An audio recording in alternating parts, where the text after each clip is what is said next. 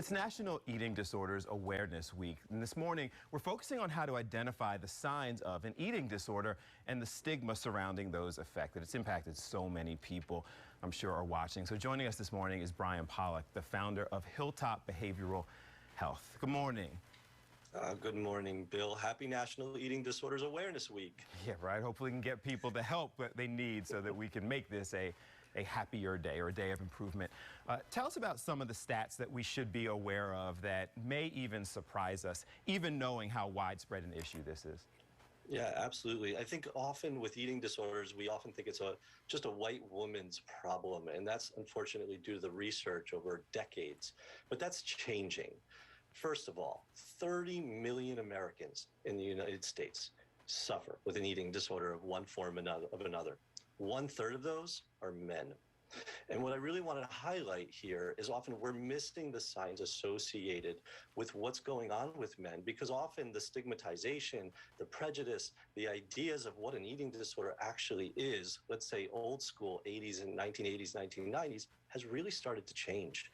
And it's becoming much more of a widespread problem in our youth as well as in our adults. Now, you said that the numbers are surprisingly high among men, but as you just pointed out, they're rising among young people, really young people. Why? Yes.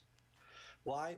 You know, at the end of the day, I think the pandemic has absolutely played a role in this.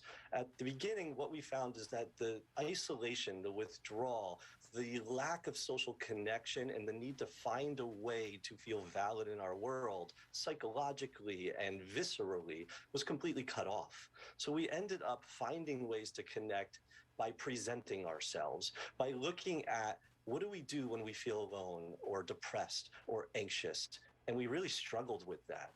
And so without the tools of getting out of the house, of going and connecting with friends, going into the world, or having to almost hide our face on a constant day, even with masks, believe it or not, started to cause anxiety. Now, I'm not anti-mask, but what I do believe at the end of the day is there's this experience where we are trying to feel better about ourselves, and we need a sense of control.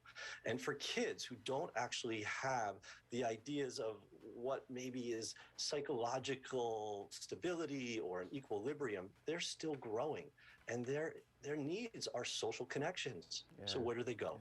Yeah. They go online. Help us. So many of us, and I have had personal experiences with people battling, so I'm very aware of trigger words or things like that I don't want to put out there. But how do you identify the signs in both women and men? There's some things that are fairly obvious, others not so much. Absolutely. In general, what we see on both sides of the spectrum with men and women and other, let's say, non-binary genders, is this experience with restriction. No matter the eating disorder, whether it's anorexia, bulimia, binge eating disorder, or selective eating, something called ARFID, we see restriction. And often that restriction will create different reactions, whether it's somebody who's going to find a way to binge, or they're hiding in the bathroom because they might be purging, or if they are constantly losing weight and all of a sudden the pediatrician is starting to become concerned. Often what we'll see is irritability, isolation, withdrawal. There's one of the things that I think we see often so much is this obsession about body weight.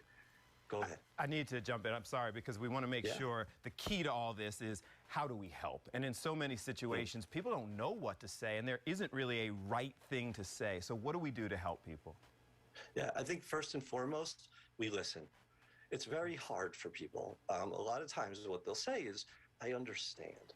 Now, you can say you understand to someone, but more importantly, what we have to say is, I hear you. We have to ask questions and allow that individual who is struggling with an eating disorder the space. Eating disorders by nature are hidden disorders. People have a ton of shame. They hide it. They don't want to share it. They will find ways to make sure that you can't tell that there's a struggle.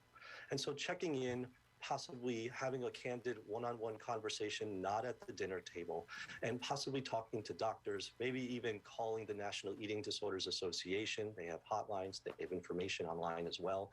These are places that you can start to just at least entertain the idea of learning and not stigmatizing somebody or causing undue pressure. We appreciate you taking the time. It's such a serious topic, and we're going to get links up on fox29.com for people who are looking for more information and help and connecting with you. But we appreciate you starting your morning with us. Thanks, Bill, and have a wonderful week and seize the day. Absolutely, absolutely. You have a good one.